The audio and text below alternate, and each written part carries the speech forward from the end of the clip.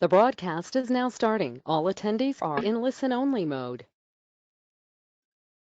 Hello, everyone. Thank you for joining us today. On behalf of my colleagues here at the Oregon Department of Education and Oregon Health Authority, we'd like to welcome you to our webinar where we'll be talking about supporting LGBTQ+ mental health, particularly as it relates to safe and affirming school climates during distance learning. I'd like to introduce you to our presenters. First, we have Sasha Grenier, who is ODE Sexuality Education and School Health Specialist. Next, we have Angie Foster-Lawson, who's ODE Sexuality Education Analyst. And last, we have Schneidman, who is Oregon's Health Authority's Young Adult Services Coordinator. My name is Dr. Beth Wiggum, and I'm the Conference of School Counseling Programs and Career and College Readiness Education Specialist at the Oregon Department of Education. So quickly on how we're going to do our webinar today, we're going to start the first half with information shared to you by our presenters. They will do a poll and have other questions to engage you during their presentation. And during this time, we encourage you to participate and put any questions you have in the chat box. We'll spend the latter half of the webinar doing a question and answer session to respond to as many of your questions that we can in the remaining time we have. This webinar is being recorded and will be posted next week with the PowerPoint slides on ODE's COVID-19 webpage in the mental health and social support area. And again, thank you for joining us today, and we look forward to hearing from you in the chat box. With that said, I'm going to turn it over to our presenters. Right. Thank you so much, Beth. Hi, everyone. Welcome to our webinar on supporting LGBTQ+ mental health through safe and affirming school climates during distance learning. This is Sasha Grenier from the Oregon Department of Education, and I'm happy to be presenting to you today alongside my amazing co-presenters, Angie Foster-Lawson and Schneidman. Today's session is a collaborative effort with the Oregon Department of Education and the Oregon Health Authority. We work together to support the health and well-being of Oregon students and youth. I'd also like to remind you all of the extensive resources that both of our agencies have created to support you all in the work that you do with your communities during these times, and suggest that you, after this webinar, follow up by visiting our websites dedicated to the COVID pandemic. We also recognize that this topic may be sensitive for some. If you have any concerns that you'd like to share, please direct them to the organizers through the questions area of this platform. All right. So this presentation today is focused on supporting LGBTQ students and youth with their mental health and well-being during these challenging times. Our objectives for this presentation are to help you understand the need for inclusive, affirming, and equitable comprehensive sexuality education in school climates, help you identify inclusive strategies for supporting LGBTQ+ students and families during distance learning, and to help you demonstrate at least 2 ways to integrate inclusive strategies into distance learning environments. So to get started, we'd like to learn also a little bit about you. We have a poll question that if you're able and willing to answer, please go ahead. All right, let's see if it works. Launch. So which of the following roles best describes you? Administrator, classroom educator, school counselor, or other mental health professionals, LGBTQ+ organization staff, state government agency staff, or not listed? All right. Gonna give you all just a few more seconds. Got a good amount of you voting so far. Looks like a lot of administrators, educators, school counselors, and other folks.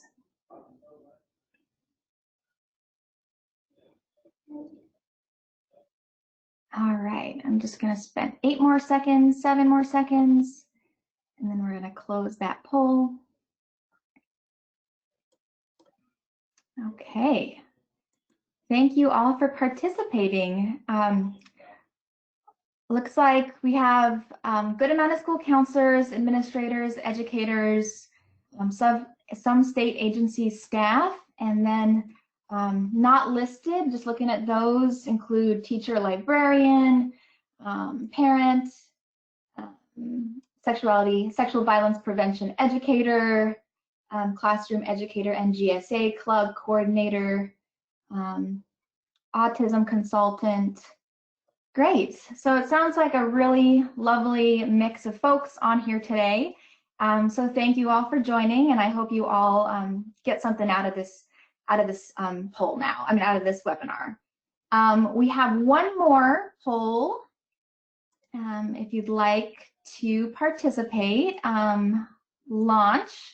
Sorry, getting the hang of all this. What is your level of comfort talking about or implementing LGBTQ+ inclusive practices in whatever level of work you do? And I'll give you just about maybe 40 seconds to participate. We got lots of content to get through.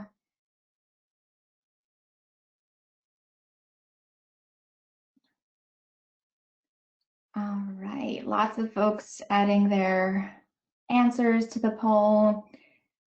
We got some who are very comfortable, but most who would like to learn some more.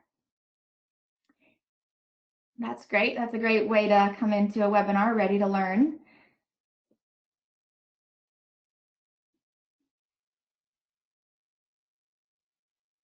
All right, I'm closing the poll. Sorry to be kind of rushed with this. And share. All right, so lots of folks are comfortable but would like some more practice. Some want to learn more before talking with students. And just a few of you are nervous or very uncomfortable. So that's great. We're really in a place where we're willing to learn, but not at such a fundamentally novice level that this won't apply to us yet. So that's great. And with that, I really appreciate you sharing a little bit about yourselves, and we're going to go ahead and continue. Again, we're welcoming your questions in the chat or in the question box, but forgive us if we delay in answering them until the end of the presentation or follow up with you afterwards over email. Okay, sorry, trying to move on. There we go. Okay, so to set the stage a little bit for talking about building safe and inclusive school climates, we're going to talk a little bit about the current situation to better understand where we are so we can move together towards solutions. First, a little note about language. In Oregon, we believe that comprehensive health education is fundamental and a critical part of young people's education. Whoops. It is a core subject area in Oregon for good reason. Health education, we know, includes a lot from socio-emotional learning to physical education to alcohol and drug prevention education. And sexuality education is also included under health education. And that also includes a lot from socio-emotional learning to empathy and respect for others to child abuse prevention and healthy relationships. All these skills and knowledge that are fundamental to these objectives are also shared and fall under the broader goals of health education.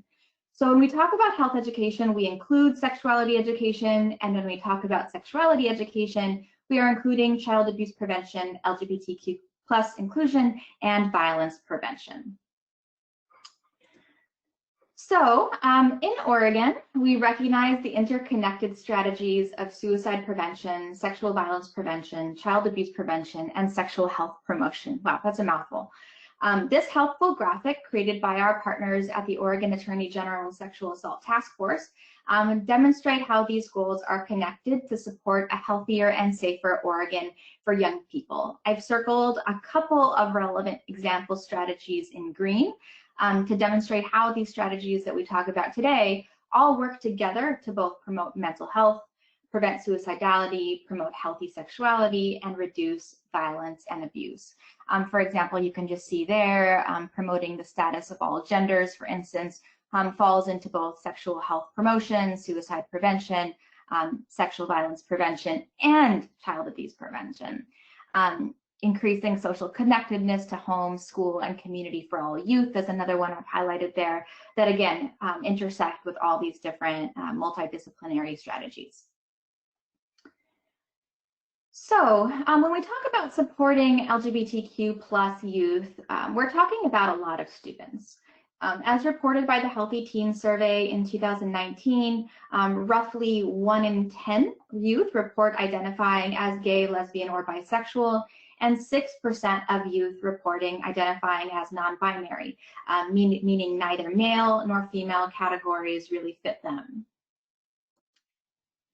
When we talk about supporting these students, we have a lot of work to do to make sure that these students feel safe and affirmed in schools throughout Oregon. This slide shows a screenshot from the brand new 2020 report from the Oregon Safe Schools and Communities Coalition that recently released this and analyzed the data from the Oregon Healthy Teen Survey and more to find that LGBTQ+ students are often facing hostile environments in their school settings. I have highlighted again in green in circles some applicable takeaways for our webinar today. For example, LGBTQ+ youth were twice as likely to experience bullying and harassment in schools. LGBTQ+ youth were 3 times as likely to have stayed home from school because they were afraid for their safety at school. 1/2 of LGBTQ+ youth expressed they considered suicide during 2019, and 1/4 of LGBTQ+ youth expressed that they attempted suicide during 2019. These statistics are rather shameful, I think, and should be a real call to action for us to increase our efforts. National data say the same things, coming to similar conclusions, finding that almost all LGBTQ+ students have heard the word gay used in a negative way, and 1 out of 5 LGBTQ+ students report being bullied for other identities as well, such as their race, ethnicity, or national origin. However, statistics that we have here in the gray box show that if LGBTQ+ students have supportive staff that they can rely on in their communities and schools, they are less likely to miss school and more likely to feel belonging in their school communities. And of course, COVID has made all of these challenges even worse for our LGBTQ students and more challenging. In the landscape that has unfolded with school closing and physical distancing being the new norm, many LGBTQ students have lost the sense of community that had previously been a positive protective factor against adverse mental health. We know that LGBTQ+ youth are facing more anxiety and depression and suicidality in these times. Adverse mental health may also show up because of being confined in an environment that is unsupportive and abusive. For example, research shows that only 1/3 of LGBTQ+ youth report experiencing parental acceptance, and then another 1/3 who experience parental rejection, and then finally 1/3 who do not even disclose their LGBTQ identity until they are adults. Similarly, LGBTQ+ youth are disproportionately impacted by housing instability brought by the economic distress felt by everyone at this moment. Just want to say too that much of the research presented in this slide were presented and compiled by the Trevor Project and the Human Rights Campaign, logos of which I've included on this slide for you to find out more information from.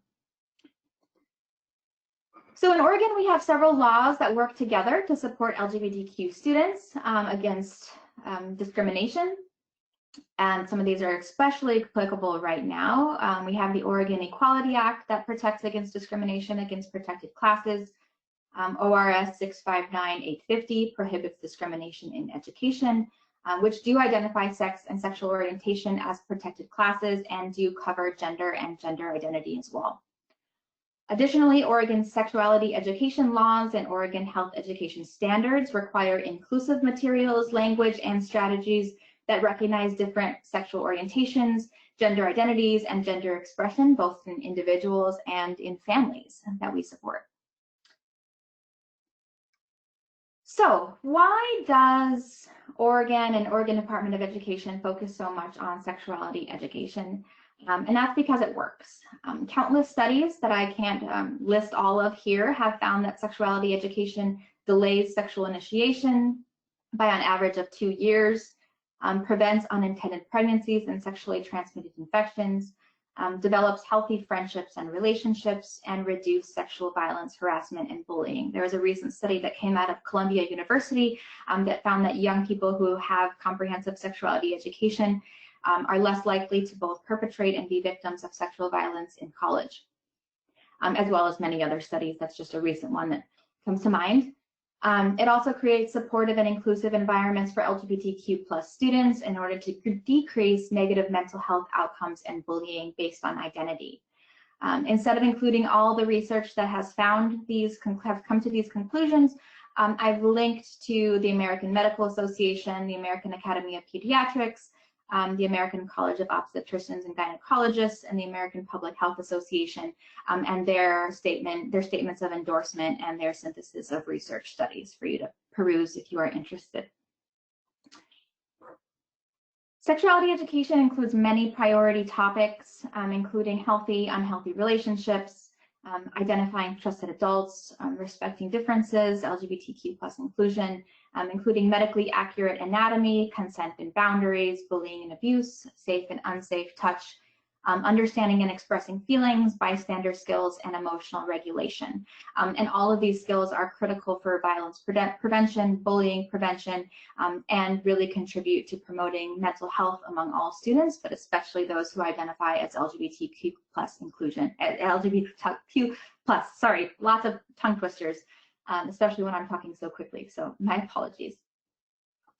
If you'd like to learn more about what each of these priority topics include, we would love to refer you to our new Aaron's Law Toolkit that is published on the Oregon Department of Education COVID resources site under their Distance Learning for All. And there are some webinars and other resources that really get into a bit more depth on what's included in these topics. This slide just demonstrates an example about how sexuality education standards support inclusivity in school culture. For example, in kindergarten, we establish an understanding that gender expression is diverse. Exploration and discussions about being yourself and accepting differences in others can happen here. In 5th grade, students will explore similarities and differences again to build empathy and respect for others. And then in high school, a more complex understanding of assigned sex, gender identity, and gender expression is developed. You can just see based on this brief slide how concepts become more complex over the years and that they build upon each other so that diversity of experiences and identities are normalized, respected, and included. For a complete list of all health and sex ed standards, please also see our ODE webpage. So when we think about supporting LGBTQ+ students in our schools and distance learning for all landscapes, consider how to embed inclusivity into school district policies, plans, and practices. Consider asking questions such as, how does the sex ed plan of instruction in your district specify inclusivity in curriculum and instruction? How does your Aaron's Law or child abuse prevention education planning focus on inclusive sex ed, staff training on inclusivity, and other prevention skills? How do the suicide prevention plans required in Andy's Act focus on safe and supportive environments for LGBTQ students? And how do all these policies and plans work together to support students? These are some thoughts for you to consider. All right, now Angie is going to talk a little bit about specific tips and activities that we can implement now and that we can all use to move forward to help our most vulnerable students during distance learning for all. Thank you. Thanks, Sasha. Hi, everyone. I'm Angie Foster-Lawson. I use she, her pronouns, and I'm also at the Oregon Department of Education. So before we get into the tips, I wanted to state that creating a safe and inclusive school climate for students is a lot more to do with robust, supportive staff than a physical school space. So we're going to give you some tips as to how school staff, such as educators and school counselors, can support the mental health and resiliency of LGBTQ students during this time of social isolation and distance learning. I also want to note that while we often use the large acronym LGBTQ+ as a convenient grouping, it does include a wide range of experiences. So we will review inclusion strategies for gender identity, sexual orientation, and cultural and ethnic identities, making explicit the different ways these may show up in school communities. So for the first tip, demonstrating visible support. So first, you could do this using signs or virtual posters, email signatures, or video backgrounds. And this is a great first step to demonstrating visible support for your LGBTQ students. But we know actions are more important than rainbow stickers often, so we'll be sure to get specific with recommendations throughout the rest of the section. And the next tip under this category is to include gender diverse folks and individuals with a range of sexual orientation identities within history projects, literature options, and question examples. K to 12, to normalize and celebrate difference and build respect for all. And this can be accomplished in all content areas, not just sexuality education. So tip number 2, connect students with LGBTQ plus community. So the first part of this tip, LGBTQ students, especially LGBTQ students of color, are experiencing increased isolation from supportive peer groups and community spaces right now. So for the, we want to consider how to support student-led Gender and Sexuality Alliance, GSA, and other ethnic or cultural clubs during this period of physical distancing. So first, you could convene existing GSA groups online or offline. Some ideas are video, audio, or text-based calls, letter writing chains, or group advocacy projects.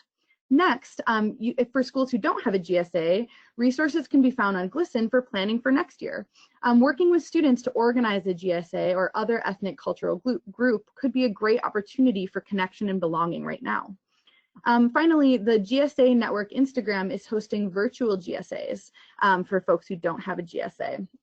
And then the last part of this slide is school counselors and staff supporting higher education or job opportunities could connect students with LGBTQ inclusive college campuses, housing, scholarships, and then future workplaces in order to support resiliency and belonging in students.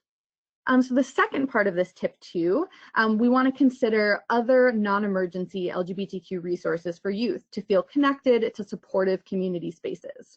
So the first of those being the Sexual and Gender Minority Youth Resource Center, or SMYRC, in Portland is hosting virtual drop-in groups for youth via their social media platforms. The next is Gender Spectrum for schools who also don't yet have a GSA offering. Gender Spectrum organized pre-teen, which is ages 10 to 12, and teen virtual groups for LGBTQ plus students, as well as groups for families and school staff. They have groups as specific as grandparents, so lots of different people can get involved that way. The next is Trevor Space, which has affirming community spaces for LGBTQ youth ages 13 to 24. And the last of these is Q Chat Space, which is a community space with facilitated live online discussions. And these are facilitated by trainers who have training in this for LGBTQ youth ages 13 to 19.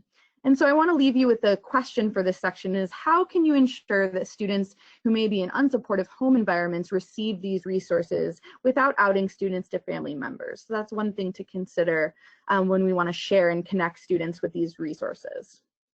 So tip 3, honor multiple ways to engage. So for synchronous online distance learning or school counselor meetings or other forums like that, you could allow students to use chat, audio, and video interaction based on what feels most comfortable for them. So students who are in supportive home environments may not be able to dress or present their gender in an affirming way right now. Allowing for this flexibility and acknowledging the various ways to engage as valid will support student well-being. And the next part of this is you could offer one-on-one, confidential, private support options. So like teachers, admins, school counselors, coaches, or other school staff could provide alternative one-on-one means of connection. So ask students about their experiences and what they need. You could offer self-care strategies and resilience resources. And then for students who aren't comfortable or ready to reach out directly, it may be helpful to create a confidential texting-based tip line that can connect them to resources or support as well. So tip 4, research shows that when others use the chosen name that matches a youth's gender identity, transgender youth report 71% fewer symptoms of severe depression and 59% fewer suicide attempts. So let's break this down. The first part of this is to create opportunities for students to use their affirming name. So remind students that they can edit their names on platforms like Zoom or GoToMeeting, depending on what's affirming to them. Other ways you could allow affirming names in the class or on the class attendance sheets, within school forms, in meeting request, online forms, or any other places where a student's name may be public or visible. And it's also important to note confidentiality. Some students may share their affirming name or pronouns in some spaces, but not others. So it's important to ask when and with whom you have permission to share the shared identity. And then lastly for this is to normalize pronoun sharing. So for this next tip, I want to provide some context around why pronoun sharing is so important, thanks to the work of our Oregon colleagues, Derek Travers, Aoi Jacobo, and Vanessa Pina-Latorre. So one way to build trust and connection within a space is to introduce ourselves by our names and pronouns. So earlier I shared that my name is Angie and my pronouns are she, her, and hers. Pronouns are a public part of speech, commonly used to refer to someone, for example, she, they, or him. Some people use their name in place of a pronoun. And since we can't know someone's pronouns just by looking at them, each person should have the opportunity to share how they would like to be known. When we do this, we model listening and following the leaderships of groups who are fighting oppression. This practice came from people of color and non-binary and trans communities who recognized that using correct pronouns can deeply impact the safety and well-being of gender diverse people. We collectively share our names and pronouns to share the burden of fighting against injustice. We don't say preferred pronouns because pronouns are a significant part of who we are and not just a preference.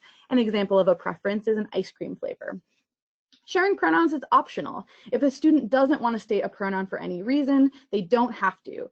If said student does not share a pronoun, peers and educators should not use third-person pronouns to refer to that student. Instead, you can use the student's name and you.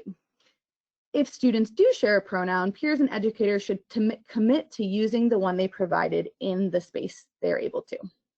It's also important, lastly, to remind students and colleagues not to say things like my lord or her majesty.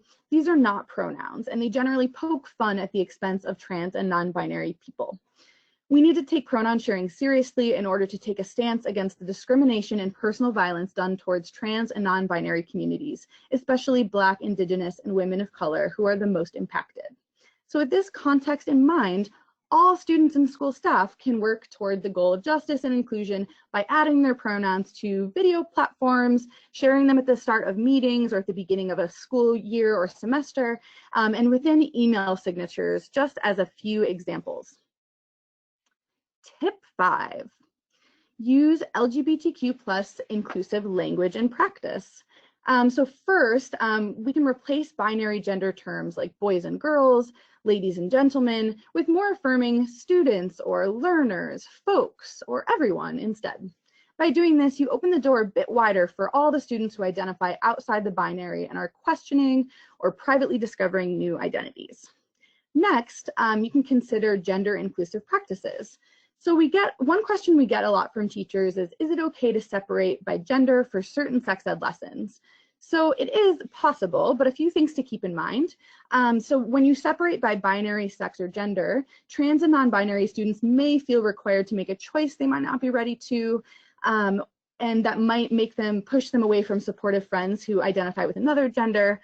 Additionally, intersex students who may have a combination of external and internal body parts and chromosomes also need to be affirmed in the classroom. So if a school community chooses to separate by gender, we recommend a few ways to do this that still promote safety and inclusion for all.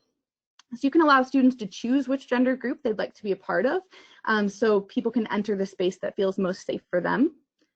You can include the same content for all gender groups so that gender creative and intersex students can get the information they need about their bodies. And then lastly, you can emphasize physiology rather than gender during growth and development lessons, which would affirm all students. So it's shifting the language a bit to say something like a body with testes when you're talking about reproduction or hormones instead of a boy has this.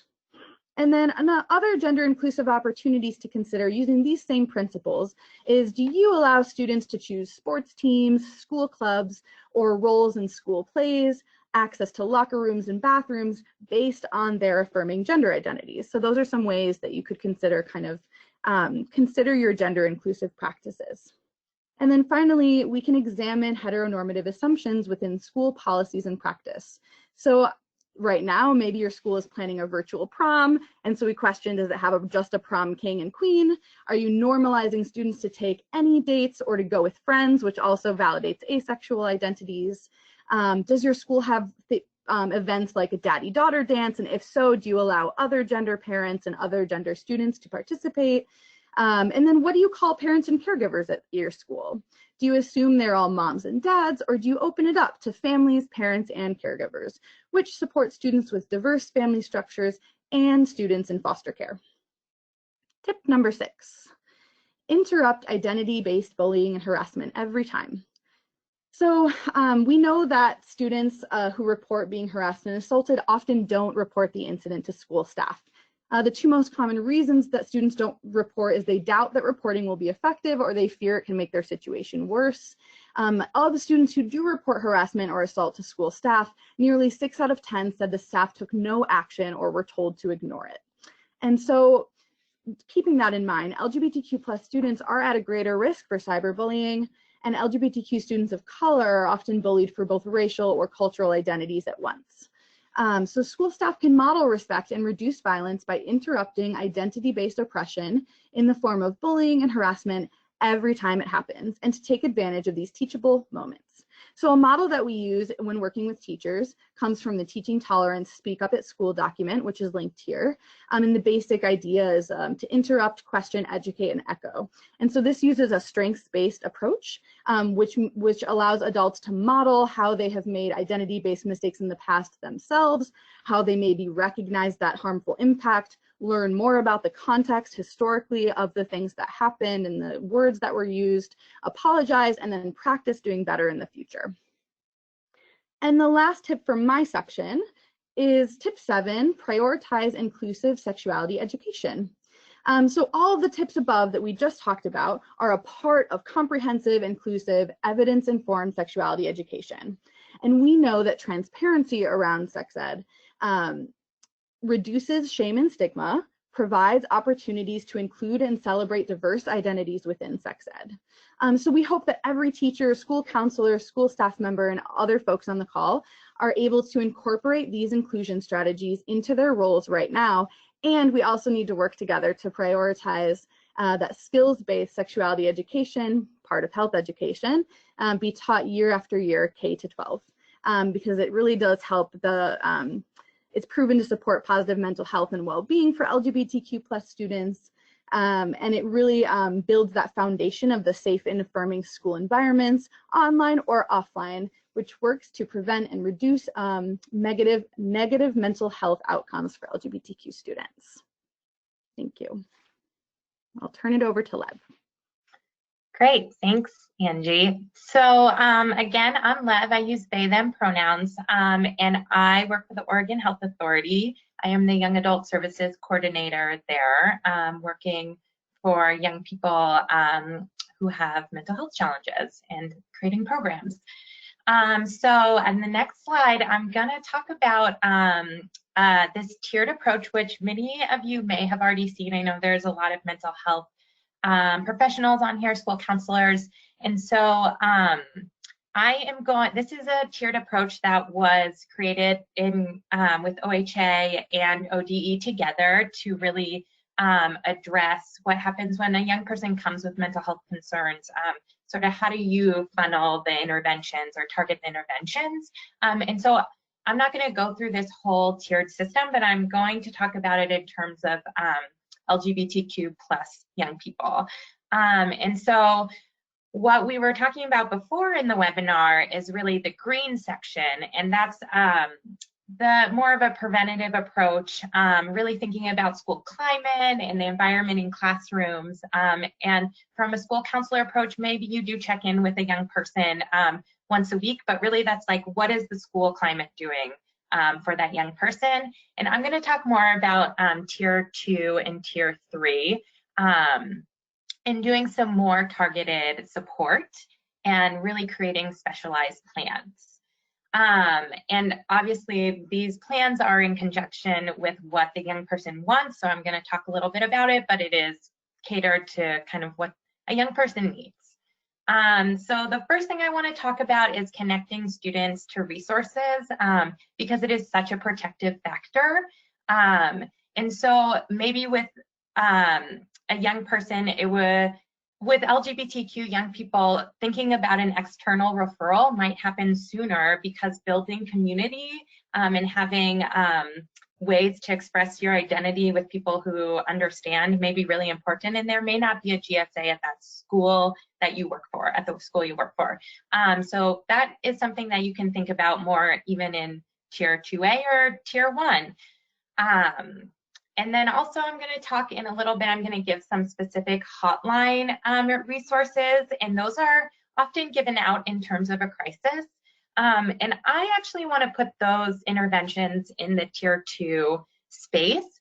Something that I used to do when I worked with young people directly is I would be with them in the room while they practice calling a hotline or crisis center, so that they could get familiar, and it also might be something that they can do then at home, and that could be really part of their safety plan. So as I reference it later, you can think about that in terms of this yellow section in Tier 2. And calling a hotline can be a really great part of a safety plan, especially if there aren't a ton of supportive adults in a young person's life and they really want to talk to someone with similar lived experiences. There are some really great resources out there that will come later. And then another piece, because it's also, I think it's in Tier 2B, so I'm getting closer because it's very small on my screen, but it's talking about when to engage parents and caregivers and families. And I'm going to talk about the how pretty soon, but I'm really going to talk about when right now, because I think that this is really important, thinking about a trauma-informed approach to really focus on consent and transparency. So in Oregon, a 14-year-old can consent to mental health treatment, but there may be a situation, this is just like one situation, where a student's parents did consent to treatment, but they didn't know about the young person's identity. Or think there's so many situations where a family or caregiver doesn't know, and guardian doesn't know about the young person's identity. And I would just want to really stress transparency and consent in this process to build relationships and to build trust. I think professionals can be amazing in helping young people by facilitating conversations about identity with families and caregivers. But it's important to know that it's not our place to give that information. That's a story and an identity for the young person, and it may not feel safe. But it's really helping them find ways to disclose if that feels safe to them. And I just want to also emphasize that there are so many ways to create safety plans, even around suicidal ideation. I worked in a crisis center, and I did safety plans with families, and the young person wasn't ready yet to disclose that part of their identity, but we created some very solid safety plans that really specifically talked about mental health in a different way. And so really, thinking about how to engage parents and when is an important part of this process, so that a young person feels like they can continue to disclose and get ready to tell their families and caregivers in their own way. And then I'm going to talk briefly about Tier 3, because this is the red crisis support. And if you're not feeling totally comfortable because part of their crisis is that they just feel so unsupported about this identity, it is okay to reach out for help, but just saying that the Tier 3 is having a local response. So even if you're supporting someone in calling a hotline and connecting to resources, there is a professional there who has eyes on the young person and is creating that plan with them right there. And it's not necessarily an external resource that can't be with the young person. So just making that distinction. And so you can go to the next slide. That's the tiered approach. And now I'm going to talk about how to engage parents if that's something that you and the young person are consent about and decide that that's what needs to be done. And it's very, very important. So you can go to the next slide. So how parents and caregivers support or reject a young person can either be a really strong protective factor or a pretty serious risk factor, as probably a lot of you know. And helping parents find the right tools to move towards acceptance and eventually celebration of a young person's identity can honestly save a young person's life sometimes. Youth who experience high levels of family acceptance have been shown to have higher levels of self-esteem, better physical health into adulthood, stronger support networks, and lower rates of depression and anxiety.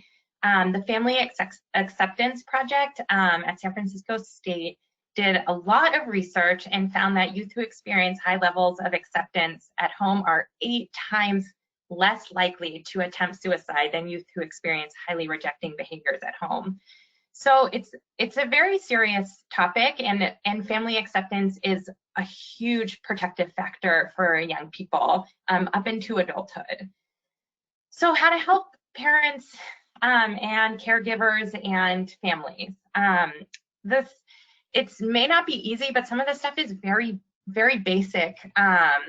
So even if parents and caregivers, they don't understand, they feel disappointed, they want it to be different, they can be having their whole experience, and it's okay to like validate that that's their experience. There are so many support groups for parents, and I have some resources after this. And you can validate their experience, but also it is not okay for parents to not support and believe their young person. So really having those experiences separate from their young person, because the consequences can be pretty devastating.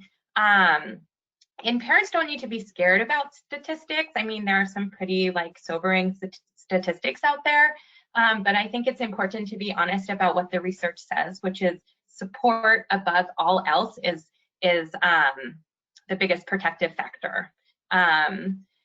And so some examples of rejecting behaviors that parents might not even know they're doing is saying, I think this is a phase, or, but you've always been my little girl, if a young person comes out as not identifying with that gender. So really those are coaching things that professionals can do with parents. And so here on the left, I have some pretty basic things that you can coach parents and caregivers to do. Ask about their young person's experience and really listen, like what are they saying? Express love for their young person about who they are now. I've heard parents say like, I love you even if you're gay. And it's like, maybe just say, I love you for who you are. And learning, there are so many resources out there, which is amazing. And so parents can learn independently. They can learn together with their young person. And professionals can be the one that help them connect to those resources. Like I said, they can join parent groups. They can help their young person get connected to community support, but also trans-affirming healthcare and doctors and nurses who know how to talk with young people about this. And also they can challenge homophobia and transphobia that shows up in the house or in a religious group or in school. They can be that advocate that young person really, really needs. And then the last one is just celebrate, because I hear a lot about family acceptance. And I just want to say that all of our identities, it's a celebration of who we are. And so I just want to move the language beyond acceptance, because I don't want to be accepted for my identity. I want my identity to be celebrated. So the next slide, I'm going to just highlight a few resources because you'll all have access to these slides. But for parents specifically, Basic Rights Oregon is a statewide organization that has a lot of educational resources. And then also I want to point out Youth Era, because they're a statewide youth peer support organization, and they are rocking it with virtual support. They're on all these platforms that I don't even know how to use, like Twitch and Discord. And so it's a really great place for young people to get connected, especially during COVID times, if they're just stuck at home. And then the next slide, I just have to point out a few resources. On the right, Gender Spectrum and PFLAG are great resources to connect parents to. There's parent groups. PFLAG is a great place for parents and young people to go together. There's local chapters. Gender Spectrum has so much for parents and educators, actually. And then on the left, I just want to talk about the, those are 2 hotlines, the Trevor Project and Trans Lifeline, that you can practice calling with your young person. So yeah, thank you so much. All right, so we're wrapping up here, and in a minute, we're going to open it up for some Q&A. But before we do that, we just wanted to invite you all to participate in a little bit of reflection on some next steps for all of us to take on. If you want to think for a minute and then type right into the question box / chat area 2 strategies that you intend on using to support LGBTQ+ students or create a more affirming school climate right now. I know this is pretty quick to think about something so big, but we'd just love to hear some of your ideas and your initial reactions from this webinar on things you can do. So we'll give you about a minute to do that.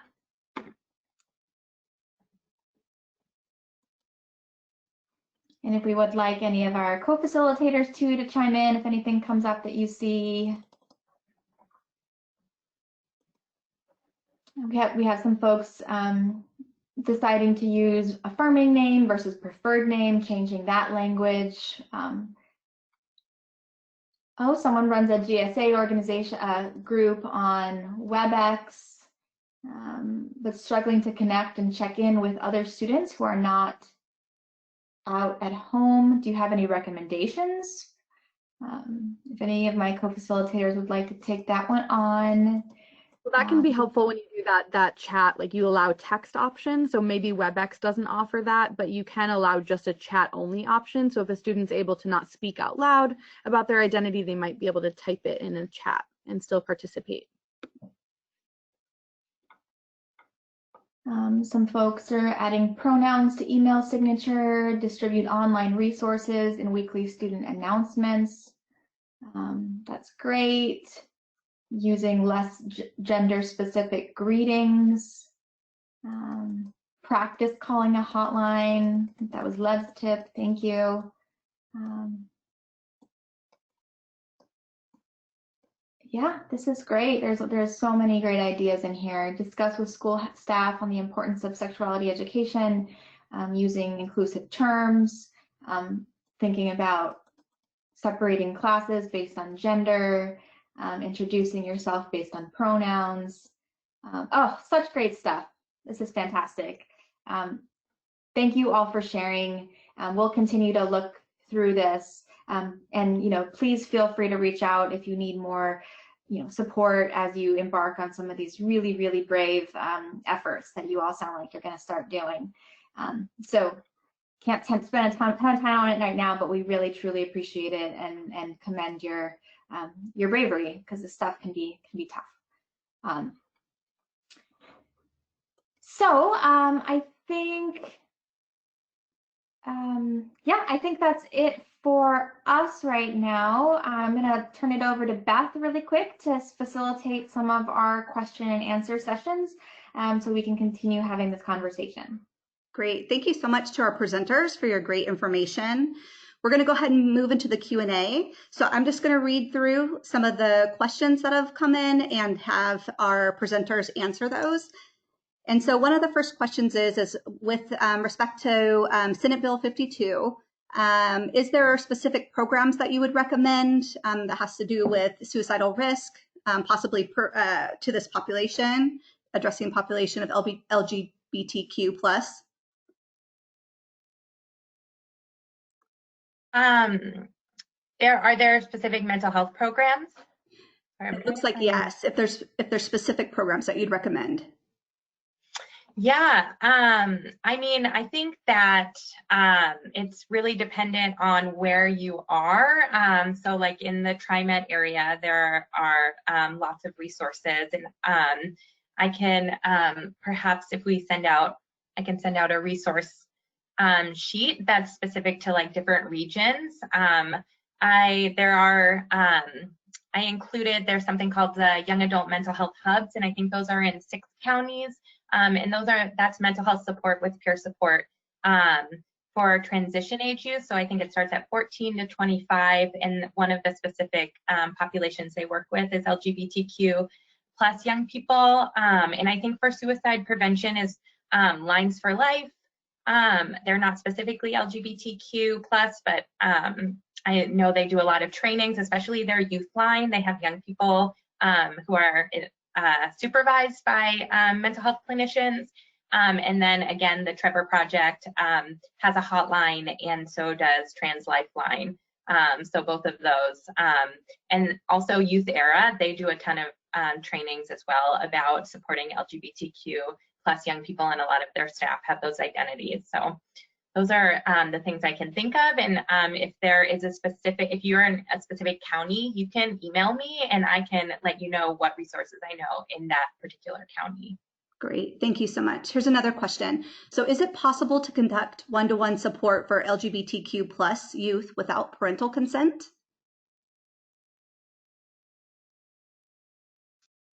I don't know specifically. I mean, in the schools, I think you can talk to a school counselor. I think it's similar in terms of you need mental health consent below the age of 14. But if a young person comes in and they have consent to talk mental health support, consent for mental health support, and they're younger than 14, and they're like, I'm going through this and I don't know how to tell my parents or caregivers, you do not have to go and tell their parents and caregivers after that. You can work with them if that's a goal, is like they want to tell, they're nervous, or maybe it's not safe and they're scared. I mean, I think that there are ways to respect a young person, while also, and if they're saying I have like suicidal thoughts, like create those safety plans, do all that you need to do, while also like respecting their choice around disclosure. I think that I think it's tricky, but I think that there are definitely ways to do that, and you do not have to go and say your young person is feeling this way because they're gay and you don't know it, and obviously you know, but I think you can really do it very skillfully and really like respect that young person's right to their own identity and to disclose when they want to. Great. A comment that came through was how family is so important, and I think that you did a really good job addressing family involvement and when it's appropriate and when there might be some confidentiality and permission from the student to share and involve families. So moving on, another question was that a person is experiencing some gray areas around students being able to change their preferred name in the school record system. And they're wondering, are they able to make this change addition without parent permission? And this is within the school system, the record system. That's a good question. I know that we've had, we've connected with Portland Public Schools, and they've figured out ways to change names and to kind of change their electronic filing systems. It's kind of a higher level question, so some of it can be resolved with like your IT department. So that's a good question. I think it would probably depend on what policies you have in place. Like a lot of these questions are thinking about, what if we're not allowed to contact students right now without parent permission, and some of those policies your district or school has in place are really going to inform that. And so what I would say is probably to look into it as much as you can and loop in administrators and people in the kind of decision-making roles in your district or school to advocate for why you might want to change that policy in order to better support students like LGBTQ students. Great. Another question that came through, and this is pertinent to this time period right now, is that if a high school student changes their name and gender in the information system, but it's not legally been done yet, can they use the new name and gender on a graduation transcript or diploma?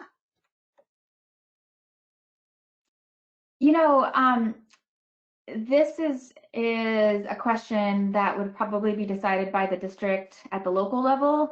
I am unaware, and maybe we can find out more information from ODE's standpoint, but I don't see why not. But I would hate not to kind of get feedback from the right folks to better understand that process of documentation and records and all that. I don't think I have a great answer at this moment, but can find out more. My inkling, however, is that it is a local district decision on how those sorts of processes are done. But certainly being most inclusive to someone's most affirming name would be a best practice in terms of preserving mental health and well-being for all students. Great, thank you. Another question is, can someone just clarify what does medically accurate mean from the presentation?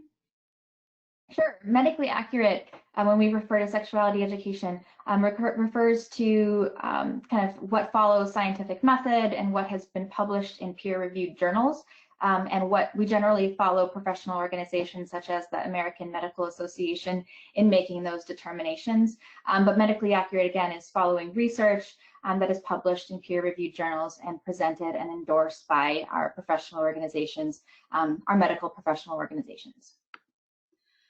Another question that's come in is, what about disclosing identity or orientation to other teachers? A person is a bit concerned that they might do so if a student's having issues with other students or teachers. Any suggestions around this?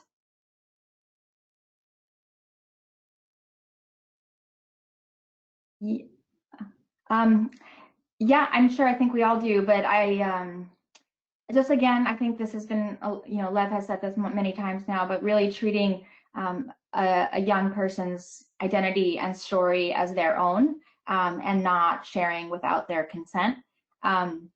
I think, again, working with the young person and communicating with them about your concerns, and what just working with them on what they are having trouble with or what they feel nervous about, and making sure that your concerns are known by them, but also not taking steps without without their understanding and consent as to why you're doing such a thing. I see Angie nodding, and I imagine she has things to add as well. No, I just agree. Yeah, I think it's really important to really honor that, and show by honoring their decision of disclosing their identity, you're also allowing them to kind of build that body autonomy and build that connection to a trusted adult. And I think, like Lev recommended too, with kind of doing a mock phone call with a crisis line, it could also be helpful to say, well, what if I looped in this other teacher, because I think it would help in these ways, and to talk that through with them and bring them into that thought process that you have is just another way to affirm their decision. Great. We have time for one last question. The question is, could you speak more to who delivers safe and affirming schools programs such as sex education, health, and does or should this all live in a health class? Does it should it be in PE health classes? Where else can this live? This is a great question. So typically it's included in health class, health education class. We understand that in K-5 that may look different. And this is, again, although this is all sexuality education is included in the umbrella of health education, how this is implemented and how instruction and curricula actually looks is a district level decision. So if a school building or a grade wants to integrate sexuality education into different subjects, that is absolutely okay. It just has to be included in that overall plan of instruction on how that looks. So typically they're health educators, but it could also be a variety of educators that are trained and skilled in that area. We know that health education or health educators aren't found in every single school district and school building. So really training school staff, I hear of music teachers or, the K-5, all the teacher subject areas, and how they have the skills to do that. So yes, under health education, but under the plan of instruction, it can really be embedded anywhere where it makes sense, because we know that it falls under socio-emotional learning. It could be in community spaces. It can be in, social studies or English language arts. So yes, but just making sure that parents have the right to opt out of that material through the plan of instruction as well. So that's another broad area, and follow up with me if you have any questions on what the plan of instruction is required to have and what that typically looks like in school districts. Great. And with that, I want to thank our presenters for today and all of you who joined us. We have so much respect to you and your leadership expertise and the work and service that you all are doing with and on behalf of our students and families and caregivers. We have great appreciation that you are out there on the front lines and doing this work, and much gratitude to you. So just to circle back, this webinar was being recorded and will be available on ODE's COVID-19 webpage next week in the mental health and social support area under the tab called webinar. We'll also be posting the PowerPoint slides and any additional resources and links that go along with this presentation. So if you've missed any of our previous webinars or want to register for any upcoming webinars, you can also find them in this area on ODE's webpage as well. Again, thank you so much for your time, and we hope you have a great day. Please be well.